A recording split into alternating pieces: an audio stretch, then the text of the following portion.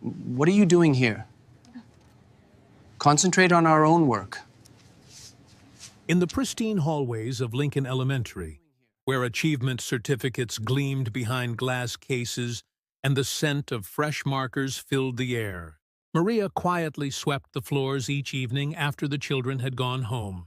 The soft swish of her mop echoed through empty classrooms, mixing with the distant hum of fluorescent lights.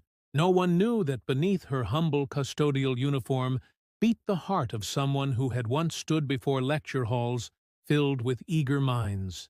No one even noticed when she paused outside Mrs. Henderson's fifth-grade classroom, listening to the frustrated conversations about struggling students who couldn't grasp basic math concepts. But when the principal and district supervisors gathered in heated discussions about plummeting test scores, she observed from the shadows.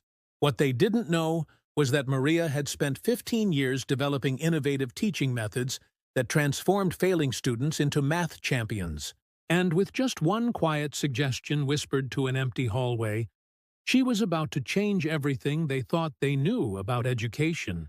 Because sometimes the most powerful teachers are the ones nobody sees coming. The fluorescent lights cast long shadows as Maria pushed her cart past the administrative offices.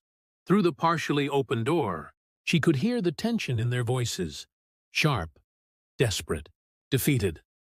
Mrs. Henderson's usually composed demeanor had cracked, her voice trembling as she spoke to Principal Williams about another failed intervention. The numbers on the whiteboard told a brutal story. 68% of her students were below grade level in mathematics, and the state assessment loomed like a storm cloud over the entire school. Maria's weathered hands gripped the mop handle tighter as she moved closer, her heart recognizing the familiar ache of watching children struggle with concepts that should spark joy, not fear. She had seen this before. Teachers who cared deeply but lacked the tools to reach every mind. Administrators drowning in data but starving for solutions. The custodial cart's wheels squeaked softly as she positioned herself where she could hear every word of their desperate planning session.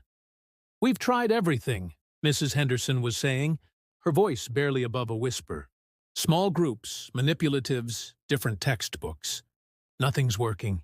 These kids are going to fail the state test, and I don't know how to save them." Principal Williams rubbed his temples, the weight of accountability pressing down on his shoulders. "The district is watching us.